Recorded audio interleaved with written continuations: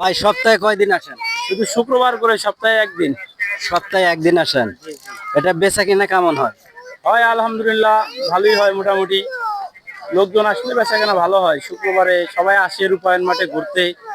খোলামেলা মাঠ, কোনো টিকিট লাগে না, কিছু না, ঘুরতে আসে মানুষ, আসলে বেচা কেনা হয়। আর এলা জিনিসের প্রাইস কোনটা কত?